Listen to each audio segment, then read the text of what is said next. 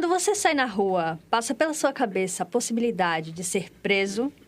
E se isso acontecesse com você? Como você acha que seriam as coisas lá dentro? Agora, vamos tomar o caminho oposto. E se não existissem cadeias? Será que o Brasil seria mais ou menos violento? Segundo dados do Conselho Nacional de Justiça e do Ministério da Justiça, o Brasil tinha 755 mil pessoas privadas de liberdade total ou parcial em dezembro de 2025. O país tem a terceira maior população carcerária do mundo, o que faz da discussão sobre as prisões algo urgente. Eu sou Ana Paula Rocha, repórter da Mangue Jornalismo. E eu sou Hector Souza, responsável pelas produções sonoras aqui na Mangue Jornalismo.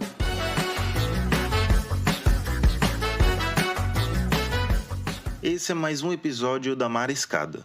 A convidada de hoje é Victória Cruz Moitinho. Graduada e mestre em Direito pela Universidade Federal de Sergipe, ela é, atualmente, a única perita do Mecanismo Estadual de Prevenção e Combate à Tortura de Sergipe.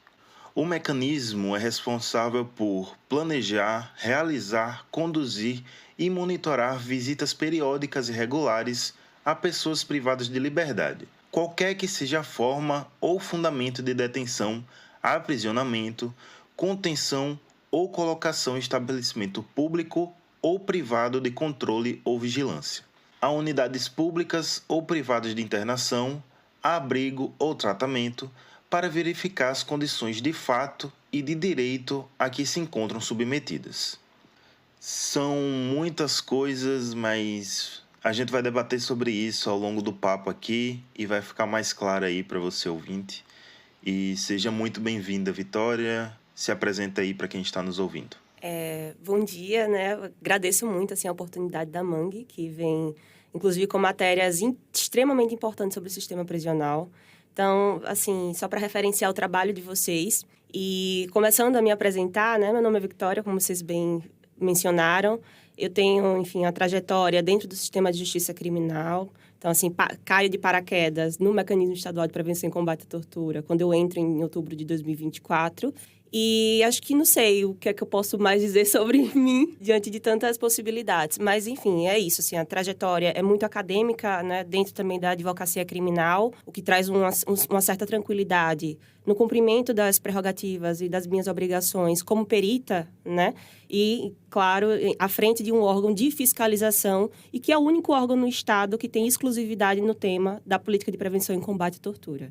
Maravilha. E só para ressaltar que essa não é a primeira vez que eu, pelo menos, encontro Victória. E aí, quando a gente se encontrou pela primeira vez, né, foi numa situação de conversa, de mesa sobre a questão do desencarceramento aqui no Estado, coisas que a gente vai falar mais para frente. E aí, por eu ter tido a oportunidade de te ouvir falar sobre o seu trabalho como perita no combate à tortura aqui em Sergipe, eu queria começar com você explicando como foi que você chegou nesse cargo, nessa profissão. E porque, eu acho que não foi algo de um dia para a noite, né? Foi algo gradual. Como é que foi? Nossa, enfim, como eu sempre falo que alguns caminhos, eles atravessam as nossas vidas e a gente precisa ter a coragem de estar. Então, só para vocês compreenderem, né, quando eu saí do mestrado, eu, enfim, comecei a dar aula como professora voluntária da UFES de Criminologia. Posteriormente, eu fui contratada pelo Centro Universitário de Paulo Afonso para dar aula de processo penal. Então, eu ia toda semana dar aula de processo penal e ficava nessa viagem, né? Então, a cadeira de processo penal 1, 2 e 3 era minha. E, enfim, fazia também alguns outros projetos, e especialmente dentro da advocacia criminal. Então, eu trabalhava em um escritório, né, e dava aula também de processo penal.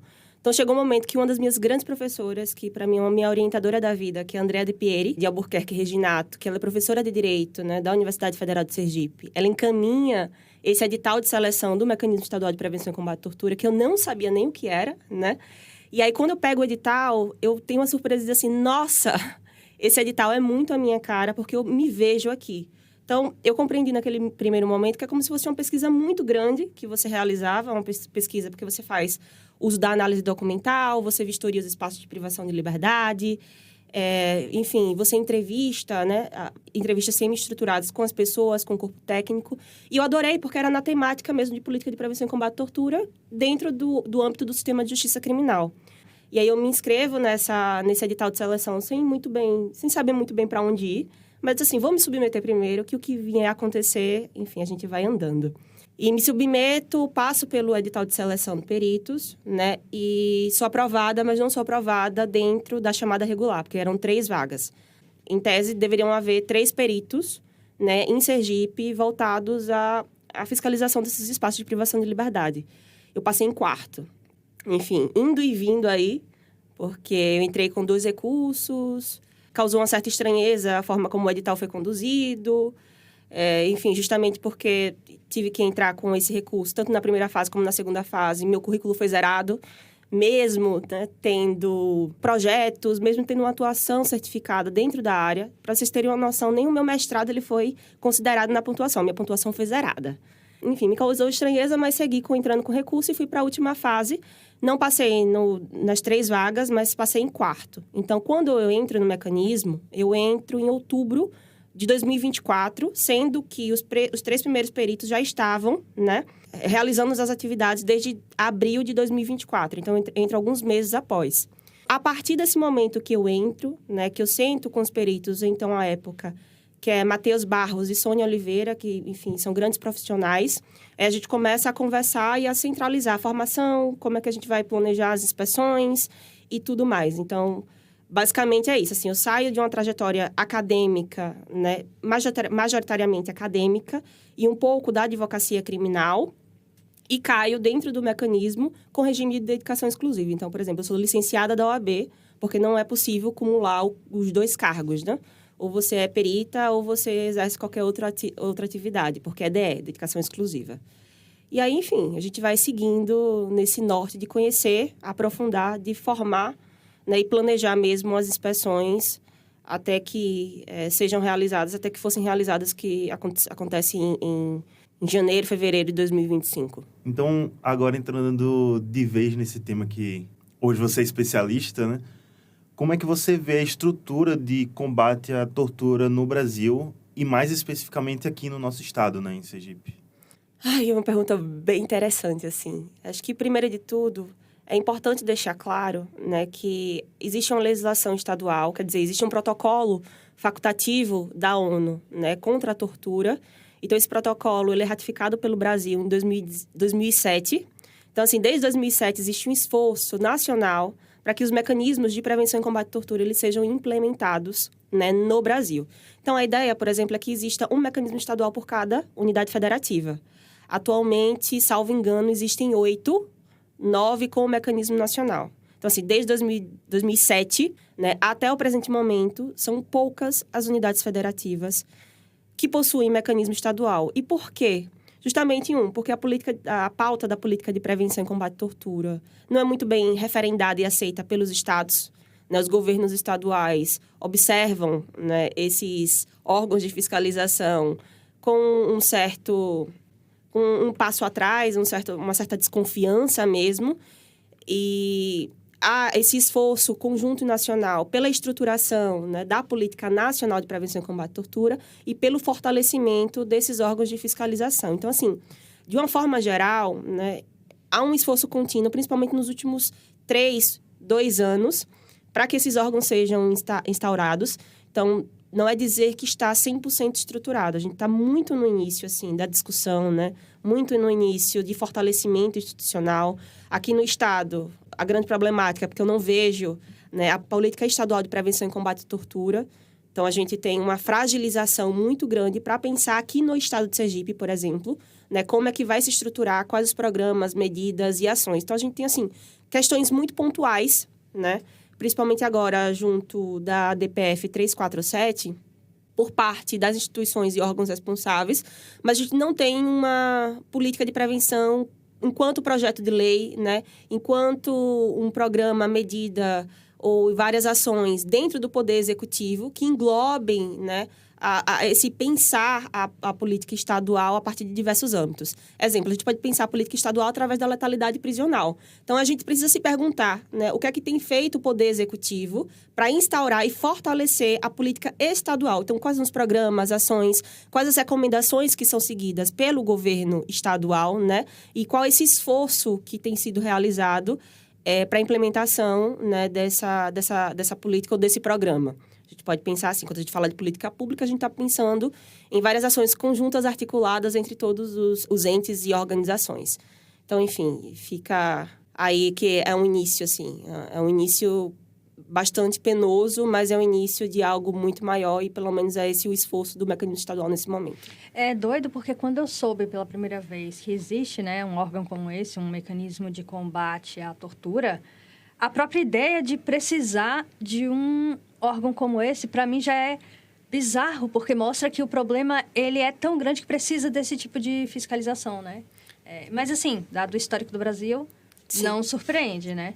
E aí, pensando nessa questão da violência que você falou, né? A gente tem que pensar do ponto de vista da letalidade, por exemplo, né? Eu queria ouvir de você como é que você avalia a questão da segurança pública no estado de Sergipe, porque ano após ano e em diferentes governos, as avaliações são sempre positivas, que a violência está diminuindo e tal, mas quando a gente vai pegar os dados, os números de mortos por letalidade, por exemplo, policial, e vai ver qual o perfil, tentar conseguir esses dados, né? Porque eles existem, mas eles são ocultados do escrutínio público. Os dados sobre o perfil de pessoas que morrem por letalidade policial, eles são o mesmo perfil de sempre, né? O mesmo perfil de pessoas, inclusive, que são encarceradas em massa aqui, por todo o Brasil, por motivos como uma quantidade ínfima de entorpecente. Aí eu queria essa sua avaliação, né?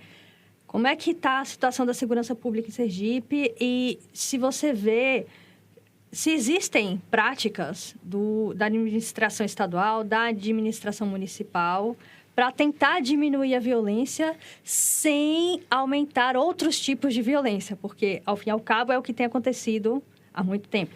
Tem um dado muito importante, né? Esse dado é do Fórum Brasileiro de Segurança Pública. Eu sempre recorro ao fórum para analisar, né, os dados sobre questões ligadas ao encarceramento, letalidade prisional. Então, esse dado, quando ele é divulgado em 2022, pelo Anuário do Fórum Brasileiro de Segurança Pública, que coloca o estado de Sergipe como o 4º estado, né, com a maior taxa de letalidade policial do Brasil. Então, qual a importância desse dado em 2022? Eu não tenho os dados recentes, certo? Ele traz em xeque um estado que, proporcionalmente, é um estado muito violento e é violento com relação às minorias sociais, porque existe um perfil dos mortos pela polícia, né, militar. E algo que eu sempre gosto de dizer, a letalidade prisional, ela não é o efeito primeiro, né? Existe uma causa, existe um condão aí que perpassa, inclusive, várias instituições. Por exemplo, hoje, pela Constituição, quem detém o controle externo da atividade policial é o Ministério Público do Estado de Sergipe, né? Então, quem deve fazer essa fiscalização muito mais direta sobre a letalidade policial, sobre as mortes, né, praticadas pela polícia ou ditas que são em confronto, que são algo que vem sendo rechaçado por pesquisadores e estudiosos de todo o Brasil, que é esse confronto, né? Então, quem tem esse direcionamento, quem deve fazer essa fiscalização mais intensa é o Ministério Público do Estado de Sergipe. Então, analiso a letalidade policial como um efeito, causa do racismo estrutural, direcionado a determinadas minorias, né, com classe social muito determinada. Salvo engano, nos dados recentes do Fórum Brasileiro de Segurança Pública, Itabaiana era uma das cidades, né, daqui do estado com maior índice de letalidade policial. Então, assim, é analisar quem são essas pessoas, né, o que se tem feito por parte dos órgãos de fiscalização para obstar, quais são os programas implementados ou se existe responsabilização dos atores, né? Então, o que é esse confronto que tem sido referendado pela polícia aqui, né? Pela polícia civil, especialmente a polícia militar. E algo que eu sempre gosto de trazer, assim, eu estudo bastante segurança pública, foi o tema do meu mestrado, inclusive, inimizade racial e letalidade policial no Brasil, que eu faço essa relação entre a teoria do inimigo, né, o racismo, e o que é a violência policial combinada na letalidade, que é o centro, né, o ápice da violência aqui no estado. E nesse confronto mesmo desses dados, a gente começa a se questionar justamente essa relação, né? Racismo, a teoria do inimigo, a forma como as polícias elas vêm operando, né? Reduzir criminalidade, em algum ponto, significa reduzir a violência. Aí a gente precisa pensar, né? Se é melhor focar no combate ou na prevenção? Né? O que é que se designa como melhor para o Estado? Prevenção ou combate à violência? Então, assim, não é rechaçar por inteiro a atividade policial, porque ela é importante para preservar até os direitos humanos. Então, a gente precisa partir da concepção de que a atividade policial precisa ser referendada como uma promoção de direitos humanos e não seguir na margem contrária. Então, assim, eu não consigo analisar agora, né, dados recentes sobre violência doméstica, sobre roubo e furto, sobre esses crimes, porque eu não tenho esses dados aqui. Mas eu consigo falar bem sobre letalidade policial, porque foi um tema que eu estudei bastante. E como eu falei, assim, eu tenho dados recentes, pelo menos desde 2022, falando como isso tem operado aqui no estado de Sergipe. Então, assim, novamente, não é me colocar contrária aos profissionais de segurança pública, porque eles merecem condições dignas de trabalho, né? É justamente parar e pensar aquilo que efetivamente vai reduzir e, principalmente, vai se colocar na margem da prevenção. Para mim, é muito mais efetivo você prevenir, né, que a violência aconteça do que simplesmente combater e relegar ou deixar de lado a vítima ou a responsabilização, ou, enfim, aqueles institutos que podem ser aplicados diariamente com vistas a harmonizar ou tornar de maneira mais equilibrada tudo o que acontece aqui socialmente falando. Explica pra gente, brevemente, o que é essa teoria do inimigo? Cara, teoria do inimigo, enfim, tem respaldo dentro do direito, né? Foi algo que eu estudei. Mas o que é que significa essa teoria do inimigo? Significa que diante de uma guerra, se põe em xeque aquelas pessoas que você vê como seus semelhantes e aquela pessoa que você se coloca em combate. Então, o inimigo, ele é sempre visto como o outro, né? O que é diferente de si, o que não está na mesma classe social, aquele que não possui e não pertence ao seu vínculo, aquele que é totalmente diferente, que é um estranho. E pelo fato dele ser estranho, pelo fato dele ser diferente, é justamente o que causa terror, medo. Então, o que é que significa mais ou menos a teoria do inimigo? Diante de um confronto, diante de um combate, de uma guerra, você precisa destruir o inimigo. Com o inimigo não existe diálogo, né? O inimigo existe ou a neutralização, que aí a gente pensa a neutralização a partir do encarceramento em massa dos grupos vulneráveis, ou a aniquilação, que foi o estudo que eu fiz. Então, assim, a neutralização encarceramento em massa seria uma forma de neutralizar esses grupos que são compreendidos pela sociedade enquanto inimigos. E aí, na dissertação, eu faço essa análise de que o inimigo no Brasil é o corpo negro.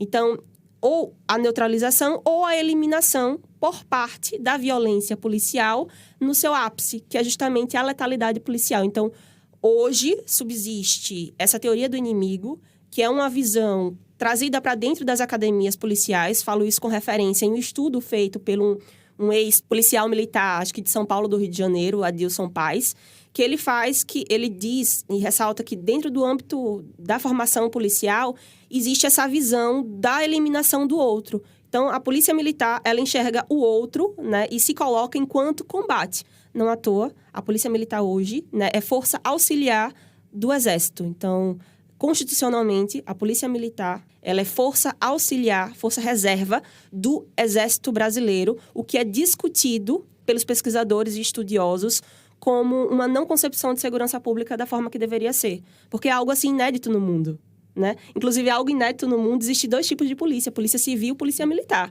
Então, assim, em outros países não existe isso. Existe uma polícia que se reverbera para atividade administrativa, atividade ostensiva e atividade, enfim, mais de círculo, de conciliação, mediação, certo? Então, existe uma polícia que se divide em várias atividades, que é o certo.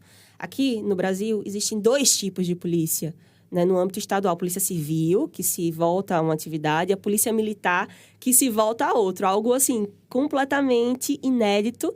E é por isso que existe toda aquela pauta de desmilitarização, que é pensar a desmilitarização policial, né? Como é que se faz esse jogo e como é que a polícia militar ela se comporta atualmente no Brasil, através muito dessa teoria do inimigo, do manejo do que significa guerra.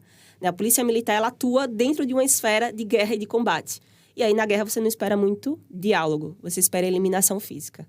E assim, você falou no âmbito estadual federal, né, nessa relação Exército-Polícia Militar, e tem o âmbito municipal também, porque em dezembro de 2025, a maioria dos vereadores da Câmara de Aracaju, com louváveis exceções, é preciso dizer, aprovou a mudança do nome da Guarda Municipal de Aracaju, a GMA, para Polícia Municipal de Aracaju. Não é um movimento isolado da capital sergipana. Isso tem acontecido em outras cidades de importância para o país e mostra um movimento de militarização também da Guarda Municipal. Como é que você avalia essa mudança, que, inclusive, me corrija se eu estiver errada, do ponto de vista constitucional, ela não vale, né? Porque o âmbito municipal, ele não é responsável pela segurança pública, mas sim pela manutenção de bens, né? Me corrija se eu estiver errada. Então, a Guarda Municipal, ela é fundamental para a esfera da segurança pública, né? Ela está dentro da esfera de segurança pública, foi reconhecida através recente de decisões do Supremo Tribunal Federal nesse sentido, mas ela cumpre um papel distinto, né, daquele usualmente realizado pelas polícias, principalmente civil e militar, que são polícias estaduais. Então, assim, ela se volta à preservação de bens, né? Dentro do município, deve ou deveria a Guarda Municipal exercer a sua atividade de prevenção, de garantia de serviços básicos, mas também de mediação, porque ela está muito mais próxima, né, da sociedade, da população naquele local. Então, imagine um órgão de segurança pública que está muito mais próximo e que tem acesso a informações, né, que tem acesso a um diálogo mais direto com a população e que não deveria vir a ser militarizada, mas que deveria ir por um outro caminho. Então, hoje no Brasil, a gente percebe que é um movimento, e basicamente eu digo que é um movimento muito de endurecimento das políticas penais, né, de achar que segurança pública se resume à ostensividade, né, à questão de combate, quando na verdade não é. Segurança pública, ela engloba várias esferas, né, inclusive políticas sociais. Quando a gente pensa em segurança pública, a gente tem que pensar em direitos humanos, em políticas sociais, inclusive em condições de trabalho dignas para aquele profissional. Então, hoje a gente observa uma militarização, e essa militarização não se dá nem apenas pela troca do nome, né? Se dá também pela troca do fardamento. Então, hoje, se você observa que a Guarda Municipal, ela se veste muito semelhante a um policial militar, né? Há uma questão mais ostensiva da roupa, a cor, né? Então, você tem um azul intenso, você tem um preto. O armamento utilizado pela Guarda Municipal também pode vir a ser semelhante daqueles usualmente utilizados pelas polícias estaduais. Então, a gente percebe essa militarização em vários sentidos. Tanto no discurso, né, a questão do nome é um ponto, mas também em questão de prática, né? Então, a gente precisa observar muito bem o que tem sido esse movimento no Brasil, principalmente no estado de Sergipe, para não ultrapassar as competências constitucionais dadas pela Guarda Municipal e também para não criar e não dar respaldo para uma militarização, uma forma de combate dentro do município. A gente precisa ir em uma margem muito contrária. Só que hoje no Brasil tem sido muito difícil operar por essa lógica de segurança pública através de outras esferas que não a ostensividade, né, que não o combate, que não também essa esfera mais violenta de que achar que segurança pública, por exemplo, é prender. Hoje a gente tem uma lógica de que segurança pública é você prender, é você cumprir meta, quando na verdade não é, né? A gente precisa ter essa mentalidade que segurança pública, ela, enfim, ganha um outro norte mesmo. E, como eu falei, assim, a gente não pode ultrapassar o âmbito da constitucionalidade, né, no quesito, enfim, do que deve ser apontado ou daquilo que deve ser fornecido ou não, porque todas as polícias, elas têm um papel muito distinto. E assim deve ser. Então, por mais que exista, por exemplo, uma PEC, né, uma emenda constitucional, uma proposta, um projeto de emenda constitucional para repensar a política de desmilitarização, a gente sabe que existe essa centralidade de que cada esfera ela tem a sua competência muito bem designada e que, eventualmente, né, violações a essas competências podem vir a ser questionadas na Corte Superior, como também no âmbito estadual, né, e através também do escrutínio público, que pode vir a questionar essas alterações. Só para deixar claro, a Corte Superior, nesse caso, seria o Supremo? Ou... Sim, o Supremo Tribunal Federal. E assim, para fechar esse bloco, acho válido ressaltar mais uma vez algo que Vitória já falou, que não é sobre se opor aos profissionais de segurança pública, não é se opor aos guardas, mas sim chamá-los, inclusive, para discussão, para ouvir aqui o Mariscada, para apresentar suas contribuições para esse debate, porque afeta todo mundo. Devemos lembrar que Marielle Franco trabalhava não só com vítimas de violência do Estado, na verdade, ela trabalhava com vítimas de violência do Estado no mais amplo sentido, tanto as famílias de pessoas que foram encarceradas, assassinadas, como também os policiais, os profissionais da segurança pública que sofriam com essa violência. Ela dava assistência a famílias de policiais, porque isso afeta a todo mundo, a saúde física, a saúde mental e o coletivo, né?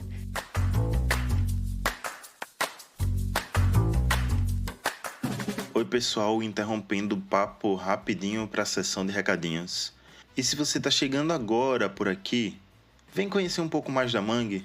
Segue a gente no Instagram, @manguejornalismo, que tem conteúdo lá quase todo dia. E entra também no nosso site para ver nossas matérias completas, manguejornalismo.org. E para ir um pouco mais além, você também pode apoiar a Mangue financeiramente. A Mangue é um jornal independente que não vive de patrocínio nem de orçamento de governo. Então precisamos exclusivamente dos nossos ouvintes e leitores para sobreviver. A partir de R$10 por mês, você já está ajudando bastante a Mangue Jornalismo a continuar viva e trazendo conteúdo de qualidade para você. E entre esses conteúdos de qualidade está esse papo com a Victória, que agora eu vou deixar vocês aí ouvindo a segunda parte do nosso bate-papo.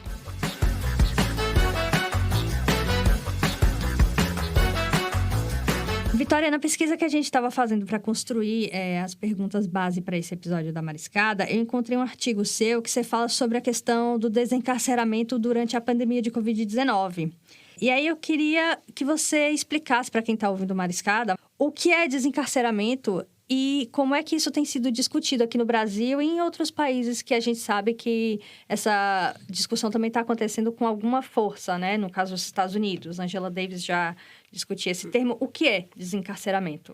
Vê só, o desencarceramento é um conceito bastante amplo que envolve um conjunto de medidas, de políticas públicas, né, de alternativas penais. Então, por exemplo, a ideia é você reduzir a população prisional, tanto do Brasil como dos estados, claro, pensando, né, a prisão como a última racha. Então, a prisão somente para aqueles casos mais gravosos.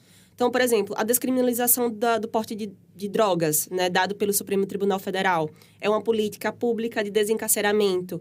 A revisão das prisões preventivas, uma política pública de desencarceramento, a ANPP. Então, assim, são alternativas penais que evitam, né, que aquele indivíduo ele venha de início, de modo primeiro, a estar numa unidade prisional. Porque a gente entende hoje que as prisões, elas são uma violação constante e contínua de direitos humanos. Então, assim, hoje as condições da prisão são condições extremamente degradantes que, inclusive, extrapolam a ideia da pena de privação de liberdade. Por exemplo, toda vez que eu vou num presídio aqui do estado de Sergipe, esse é um dos meus pensamentos, né? As condições que eu encontro pela fiscalização que eu realizo são condições que ultrapassam a pena imposta pelo judiciário. Então, porque a pena imposta ali é a restrição da liberdade de ir e vir. Então, a pena ela não pode vir a afetar a questão de alimentação, de saúde, enfim, de acesso a serviços muito básicos. Então, quando a gente pensa o desencarceramento, a gente pensa em medidas políticas, programas, né, dados pelo judiciário, né, pelo legislativo também, esse conjunto que evita, né, não só o aumento quantitativo da pena em abstrato, mas também que reduz essa população prisional de um conceito bastante abolicionista até não precisar mais do instituto da prisão. Porque hoje a gente entende que a prisão, assim como o direito penal, no âmbito do abolicionismo, são instrumentos de controle do Estado com relação a populações vulneráveis, a minorias. Então, a ideia é realmente não utilizar a prisão, ou se utilizar como última racha, como aqueles casos, assim, que não tem para onde ir, de tão gravosos que são, e aí você utiliza. Mas utilizar mais o âmbito administrativo, civil, para poder resolver, para poder evitar que essas pessoas elas estejam aprisionadas, principalmente nessas condições de tortura, degradantes, de maus tratos, que extrapola o limite da pena, né? Então, extrapola, consequentemente, também a decisão do judiciário com relação àquilo que foi dada. Só para ficar firmado nesse raciocínio, o desencarceramento é um caminho para as teorias abolicionistas ou são teorias que vêm de âmbitos diferentes? O desencarceramento, ele está dentro, né, do que se compreende enquanto teoria abolicionista. Porque o abolicionismo penal, ele parte de uma concepção de que o direito penal, não só a prisão, mas que o direito penal, o Instituto da Prisão, são instrumentos de controle social. Então, por exemplo, se entende que o direito penal ele não resolve o problema, né? Ele agrava o problema. Então, assim, o direito penal ele não se importa com a vítima, né? O direito penal ele é manejado por interesses políticos e econômicos, pelas classes dominantes contrárias, né? E que se colocam em contraposição às minorias. Então, é um instrumento de controle social, e não só de controle social, como controle político e econômico também. Até o modo, né, de você construir o que é direito penal, ele tem esse respaldo, essa caracterização, né? O que é um crime? Pergunto para vocês, o que é que vocês compreendem enquanto crime? O que é criminalidade? é algo construído socialmente, né? Vai variar dependendo da sociedade. Isso. No entanto, existe um cerne que ele se mantém, né? Passa sociedade, principalmente dentro desse manejo capitalista, que se volta, né, à proteção dos crimes contra o patrimônio, por exemplo, contra a criminalização das drogas. E isso não é o acaso. Por exemplo, nos dados do SISDEPEN, Sistema Nacional do Departamento Penitenciário, os dados demonstram que hoje o encarceramento em massa no Brasil ele depreende duas vertentes: crimes contra o patrimônio e política de criminalização às drogas. Então, assim, quando a gente soma o crime contra patrimônio e lei de drogas, vai para 60% das pessoas encarceradas por esse tipo de criminalidade. Então, a gente para e pensa, qual é o interesse, qual é o foco, qual é a proteção do Estado brasileiro? É a vida? É algo que eu questiono. É a vida? São os crimes contra a dignidade sexual? Não. Né? O interesse do Estado brasileiro de proteção são a guerra às drogas, que venhamos e convenhamos, a gente trata de varejistas, né? A concepção de traficante não é a concepção usual. Então, hoje a gente tem pessoas encarceradas, né, por, 300 gramas de maconha, né, 200 gramas de maconha, né, que são tidas como traficantes reiterados. Então, quem é o foco da lei de drogas? São os grandes poderosos? São as pessoas que são encontradas no jatinho com quilos e quilos de drogas? Não, não são. Será que essas pessoas elas são responsabilizadas ou punidas? Né? Não, não são. Então, o foco é justamente outro. E os crimes contra o patrimônio denotam muito mais o interesse das nossas polícias, né, e da política estadual de segurança pública, por exemplo. Então, o foco são os crimes contra o patrimônio? São. Mas e os crimes contra a vida? A gente tem uma taxa muito baixa, por exemplo, de transparência e de resolução dos casos de homicídio no Brasil. E isso quem diz é Luiz Eduardo Soares, que ele tem um livro que ele escreve sobre desmilitarizar, né, segurança pública e direitos humanos. Então, a taxa de resolução de homicídios, de pensar, né, os crimes contra a dignidade sexual, como estupro, que é algo muito violento, são baixíssimas. Então, qual é a proteção realmente oferecida às vítimas? Será que se tem? Então, hoje se depreende que o foco, né, do encarceramento em massa tem sido esse. Então, o encarceramento é um passo para a abolição, né, para a teoria abolicionista, que se coloca como uma utopia, mas é aquilo. Acho que todos nós temos utopias a serem seguidas, eu também tenho. Então, é o meu norte, é o abolicionismo penal. Eu não vejo uma outra forma, né, de resolução desse estado de coisas inconstitucional, desse controle, desse fenômeno da letalidade policial que não, né, a teoria abolicionista, assim, de não precisar mais do direito penal e tentar depreender, resolver os problemas tal como são resolvidos através de outras esferas, civil, administrativa, né, enfim. E aí a gente estava falando sobre o desencarceramento e agora a gente vai para o lado contrário, que é o encarceramento. Uma pergunta bem simples e direta. A quem interessa o encarceramento em massa no Brasil? E só complementando, quem ganha a nível também financeiro? Porque tem essa discussão, né? Porque as prisões estão sendo privatizadas, os editais, os processos licitatórios para alimentação e tal, prestação de serviços são milionários, só que você, como alguém que está sempre indo nas prisões para avaliar lá, vistoriar as condições, vê que o valor milionário que está na licitação não bate com as condições em loco, né? No local. Pelo contrário, está bem distante. Tá, vamos lá. Quem é que lucra? É importante dizer que esse movimento de intensificação de lei e ordem, né, ele não é algo restrito ao Brasil. A gente sempre pensa no sistema de justiça criminal, essa questão carcerária, né, criminal, como algo específico do Brasil, mas acontece no mundo todo.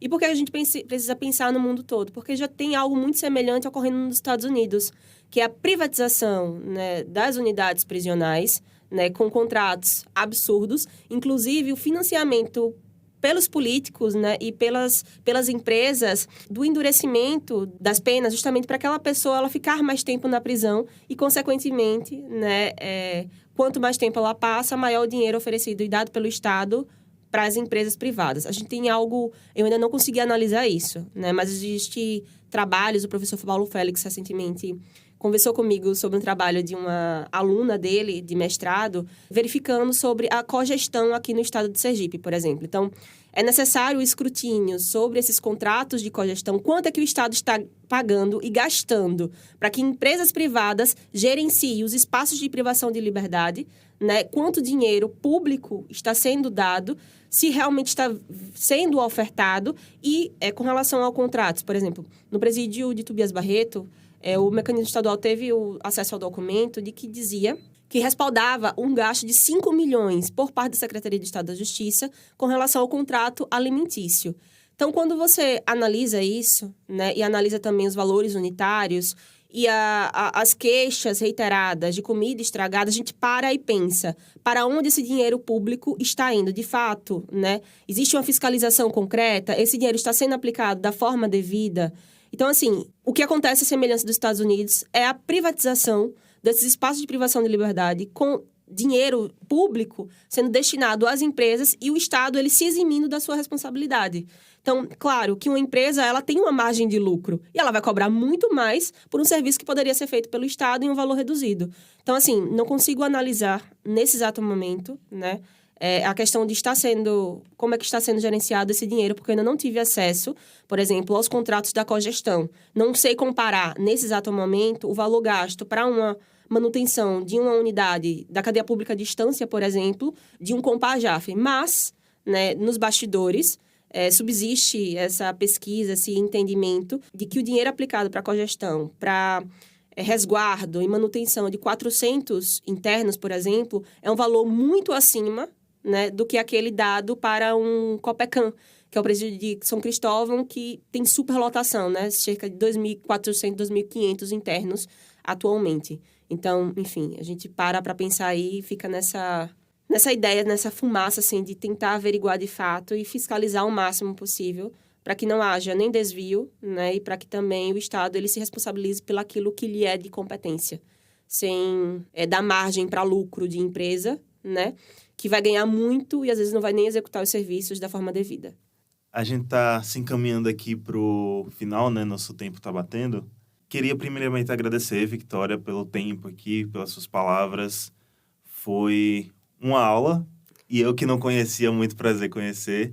E vou puxar seus agradecimentos com uma última pergunta, quem sabe uma pergunta esperançosa, que é falando um pouco sobre futuro. Como é que você vislumbra aí um futuro para o sistema carcerário no Brasil? Você vê alguma mudança, alguma previsão de mudança, ou você acha que não é tão esperançoso assim, do jeito que tá, vai ser para pior?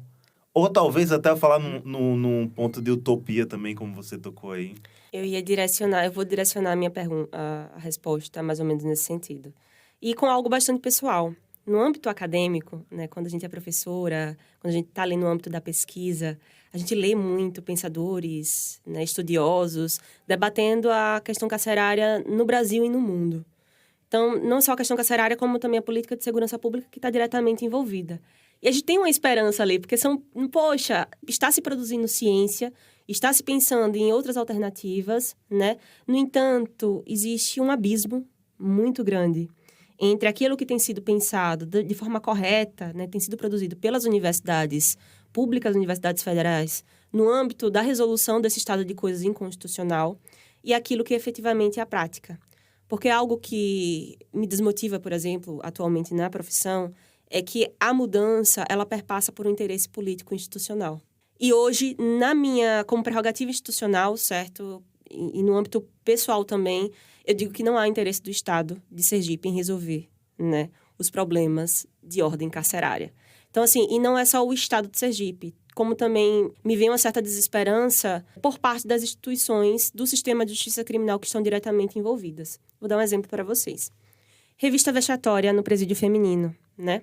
Eu vi a revista vexatória no presídio feminino. Então, assim, existe uma prova testemunhal, porque eu fui essa prova testemunhal 2 vezes. Os outros peritos também verificaram. Uma amiga minha, que foi convidada, também verificou a revista vexatória no ano passado, né? E, pelas falas das mulheres privadas de liberdade, a revista vexatória acontece há anos.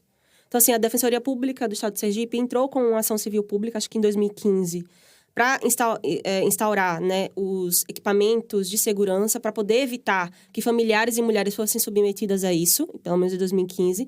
De 2015 a 2026, existe um lapso temporal aí que dá a entender que a revista vexatória, pelo que eu consegui observar, inclusive consegui documentar através de uma fotografia, acontece no presídio feminino, de forma sistemática, de forma reiterada, né? De uma forma bastante humilhante e sem qualquer respaldo e sem necessidade nenhuma.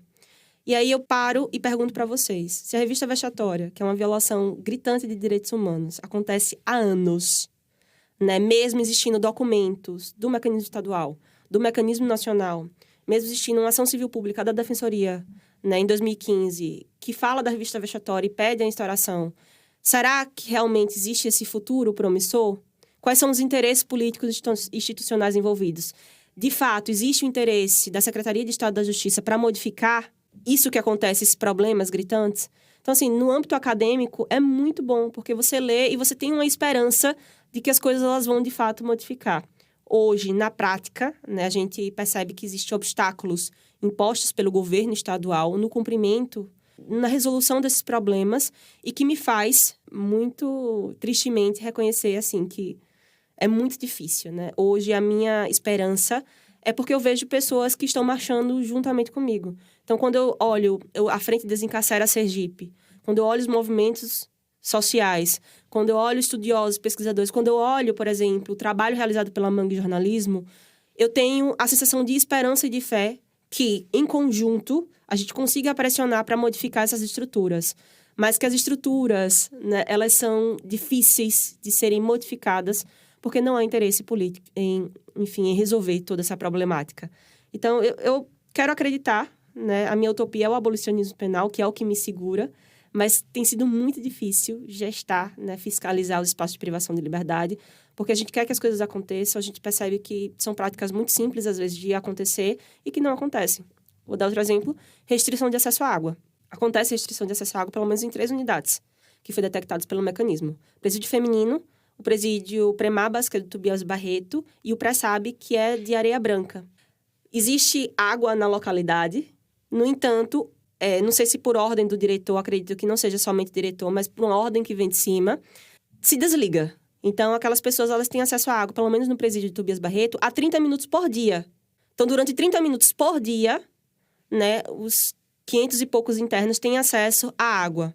E, assim, não é 30 minutos de uma vez só, é 30 minutos, assim, 15 minutos pela manhã, 15 minutos pela tarde, certo? E aí eu falo, se não faltou água naquela localidade, se a restrição é somente naquele espaço, como é que a gente resolve? Abrindo a torneira. Perfeito, somente isso. E aí eu pergunto, por que não abre a torneira? Por que não disponibiliza, né, mais tempo? Ou por que ela não fica fornecida, como o Tratado Internacional de Direitos Humanos diz, de modo ininterrupto, né, e acessível a todo momento? Aquela pessoa, ela tem direito à água, é um bem, é um mínimo que se tem, né? Porque a água é essencial para higiene pessoal, para banho, para limpeza do ambiente, enfim, para lavar roupa, para consumo próprio. Então, assim, a gente percebe que o problema da água é muito simples de ser resolvido. E por que não é? Porque não há interesse político institucional de querer resolver o problema da água. Então, veja, coisas muito simples que poderiam ser resolvidas nesse exato momento, né? Não são. E aí a gente volta para a realidade e se questiona o porquê, né? E às vezes a gente para pensar assim, meu Deus, o que é que eu estou fazendo aqui? Porque, enfim, é bem difícil. Então, eu mantenho a utopia, mantenho a esperança, mas eu mantenho a esperança não pelo Estado. Sabe? Porque o Estado que mata, que mente, que tortura, não é o Estado por si só que vai resolver as coisas. Mas é o Estado que tem a obrigação de resolver. Mas eu mantenho hoje a esperança porque eu tenho parceiros, pesquisadores, instituições, movimentos sociais, tenho o Comitê Nacional, o Mecanismo Nacional, que estão do meu lado, né, lutando pela mesma coisa. Então, a gente segue em um fim e a gente se põe nesse caminho de tentar chegar a esse fim. Se vai alcançar ou não, aí são outros 500. Mas eu, enquanto pessoa, né, de modo pessoal e profissional, eu me coloco nessa trajetória de luta. Porque só a luta realmente... E do lado de cá do jornalismo, a gente debate, a gente denuncia e a gente compartilha dessa esperança que consigamos, em grupo, conseguir... Não sei se resolver o problema, mas pelo menos mudar alguma coisa. E a Victória falou da revista Vexatória. Em breve vai sair uma matéria na Mangue, assinada pela Cecília, que está fazendo em conjunto com outros integrantes daqui, falando mais sobre o assunto. Então, fiquem de olho aí. E eu sou Hector Souza e junto aqui comigo apresentou também Ana Paula Rocha. Ana Paula, muito obrigado pelo papo também. Obrigada. A produção desse episódio foi minha, com a Rossella Cecília. O roteiro é meu, com as sempre excelentes contribuições do Hector Souza. E a produção técnica e edição também é dele. Se você quer acompanhar pautas sobre segurança pública, desencarceramento e outras questões de direitos humanos em Sergipe, dá uma olhada lá no site da Mangue. A gente publicou recentemente uma matéria sobre as violações de direitos humanos no presídio de Tobias Barreto, Premabás, inclusive com contribuições de Vitória. E é isso. Até o próximo episódio do A Mariscada.